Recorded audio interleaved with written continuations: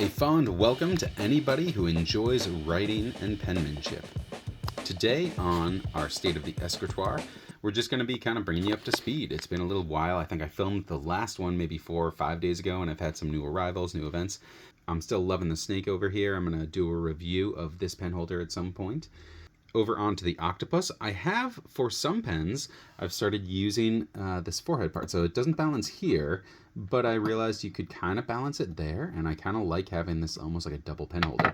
It only works for some pens, like this one, it's not really weighted properly. I can kind of get it, but even then a tap and it goes way off. So it only works for some pens that are balanced as such. It only works for some pens, but I do kind of like having that option to have that third pen in the vicinity. So one amazing thing that happened, I got a piece of correspondence from a friend I penabled, and look at this, guys. Not only did he match my kind of flair with my envelopes there, he got his own color, and apparently he got his own stamp kit. He's also penabling others. He got into fountain pens from me and then got inspired and bought himself a couple off Amazon. And then he sent a fountain pen or two to his friends to get them into it as well. So penabling works. Go, everybody.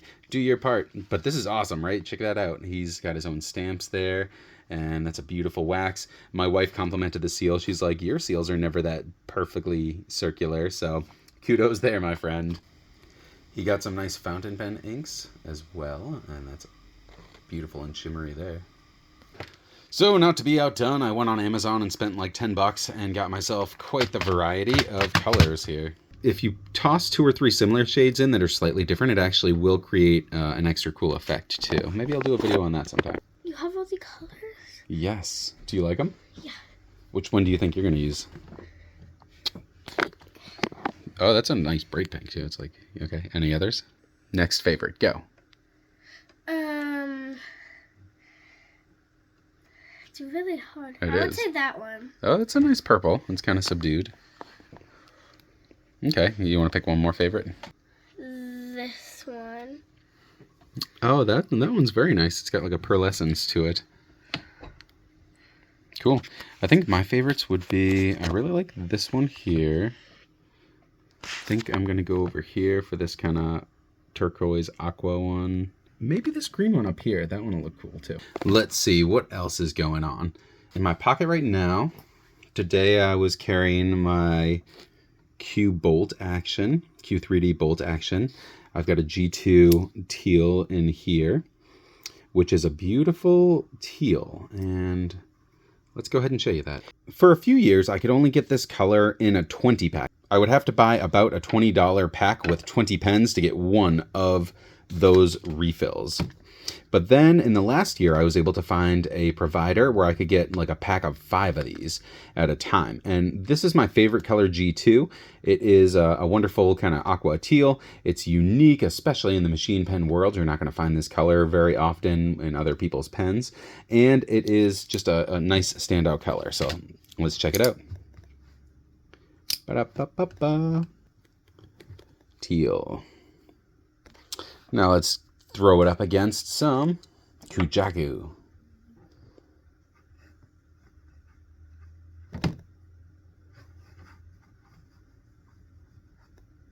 Roman bronze oxidation. I had to pause for a motorcycle there driving by because it was excessively loud.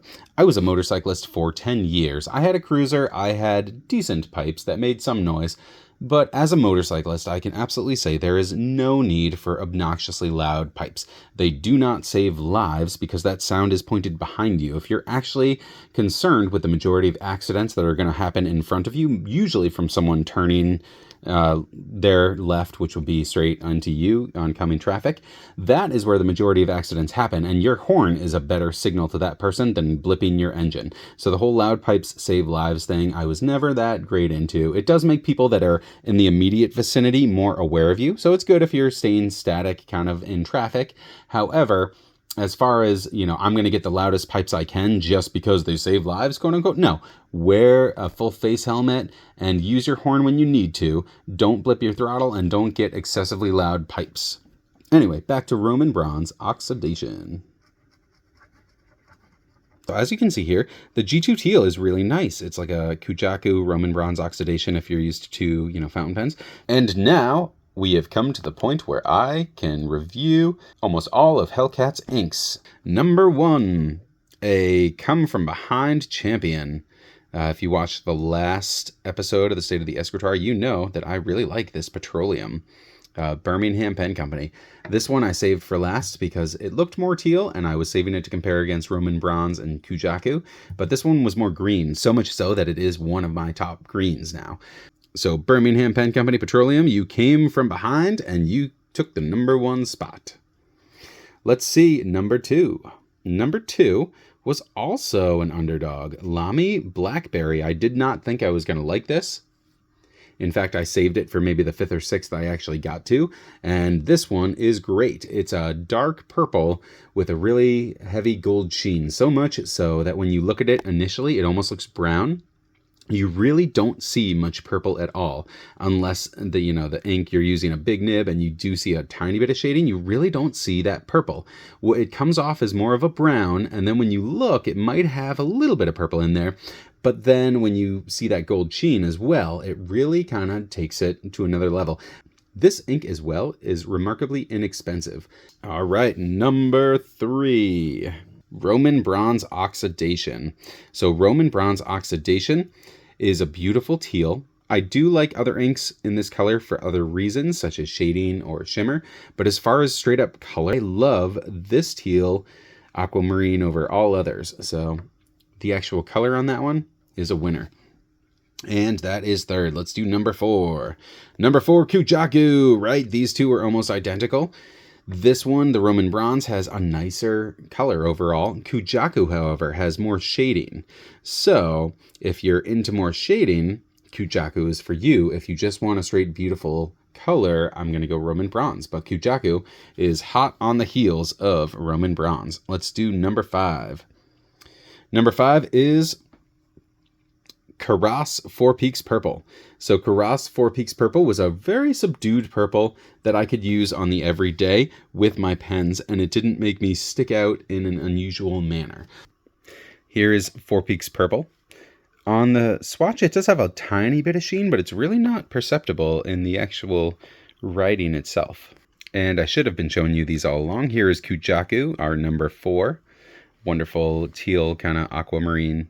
Tiny bit of sheen, but it doesn't always make it into the actual writing.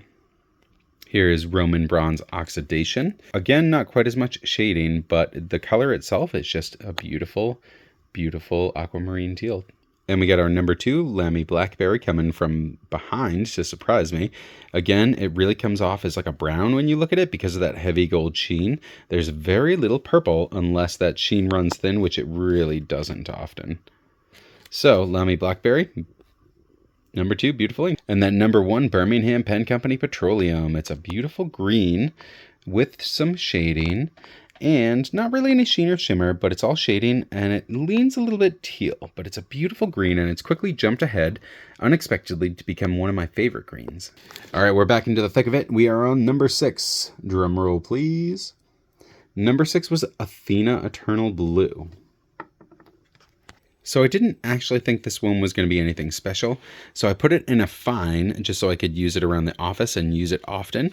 It's a nice deep blue, but on the swatch you can see some decent red sheen. So at some point I think I might put this one in a medium and see if that sheen is more apparent. Otherwise it's pretty much just a straight deep blue.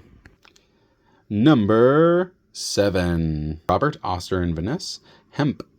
This one is very green and it's almost leaning a little bit more lime in its green. So because of that, I'm not as into the kind of limey color, and it comes out a little darker here in the camera than it is in real life. But it's a nice green, and it's a lot of people's favorite greens.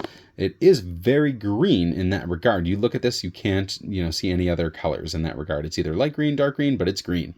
However, it's a little bit too limey for me. I'm so happy I've been able to be given the chance to try this because, like I said, this was so many people's top recommendation for a green ink. And a unique oddity, the final 2, rounding us out, are the same brand as the very number 1 top tier here that I picked. So what do we got? 8 on my list is Cold Steel. This is a Birmingham Pen Company, and it is a dark blue. And here we have Birmingham cold steel. So this one was definitely a dark blue. Not much in shading, not much in sheen or shimmer. So it's a straight up dark blue. And for number 9, we've got Waterfront Dusk. This was another purple magenta kind of color from Birmingham Pen Company. And now you're going to see that. Here we go. Birmingham Waterfront Dusk. It's got some shading to it. On the swatch, it's got a little bit of sheen, a little bit of shimmer, but it really doesn't show up in the actual writing. It's a fine color. I just didn't care for it because it so closely resembles Colorverse Intense Magnetic Field. And if I'm going to go for kind of that flavor, I did like the Colorverse a little bit better, and that was Intense Magnetic Field. All right, here we got the swatch of the Birmingham Waterfront Dusk. Very similar to the Colorverse Magnetic Field, Intense Magnetic Field. The Colorverse has a touch more sheen and a touch more shimmer too. That might be why I prefer it over the two. There they are together. So there you have it, Hellcat. I've been so happy to be given the chance to try all these different inks. Thank you so much for supporting our channel. And I gotta say, I haven't tried Downpour. This is the very last one you gave me that I have yet to try. I'm gonna be trying this one, obviously, next. It is a gray shader from what I see. But this is gonna be my very first gray in a fountain pen I've ever used. And that's kind of why I put it off to the end, because I never really expected to like grays, but I will let you know, because my two tops here, Birmingham Petroleum and Lemmy Blackberry, I did not expect those two to take the top spots. And that is kind of what's great about all these colors in this hobby, is that you have your inclinations, but things surprise you. And we'll see how Downpour does, and then I'll let you know.